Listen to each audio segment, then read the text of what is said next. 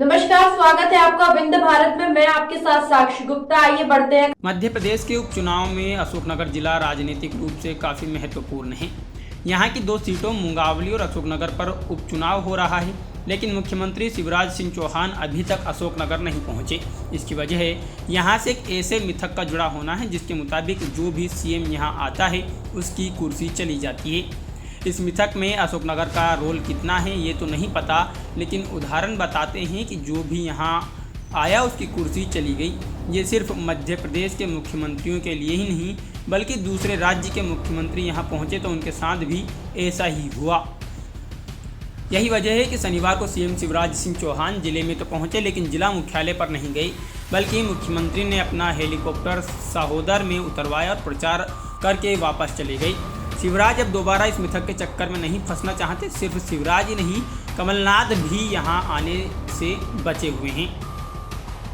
जिले की 2 सीटों पर उपचुनाव के चलते शिवराज और कमलनाथ यहां आ तो रहे हैं, लेकिन मुख्यालय की जगह आसपास की जगहों पर पहुंच रहे हैं। यही वजह है कि शिवराज का हेलीकॉप्टर जहां सहोदरी उतरा वहीं कमलनाथ राजपुर पहुँच रहे हैं।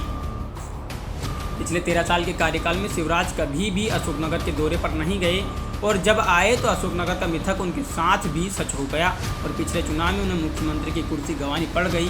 शिवराज के बाद कमलनाथ ने राज्य की कमान संभाली और 15 महीने मुख्यमंत्री रहे, लेकिन शिवराज और पुराने मुख्यमंत्रियों का हाल देखकर कमलनाथ भी अपने 15 महीने के कार्यकाल में अशोकनगर का रुख नहीं कर पाए।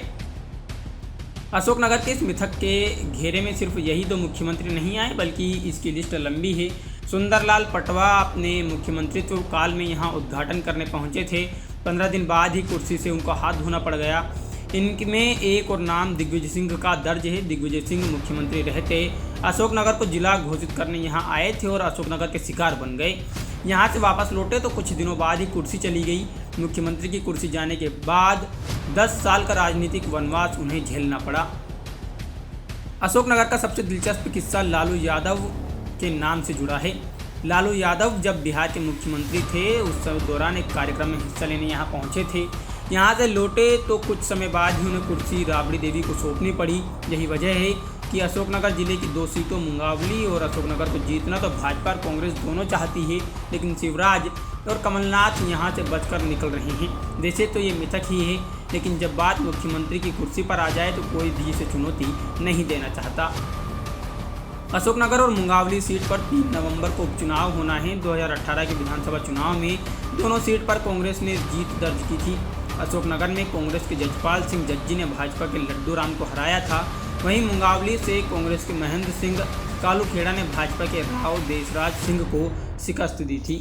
फिलहाल के लिए इतना ही। खबरों का सिलसिला लगातार जारी है, बने रहिए हमारे साथ। नमस्कार।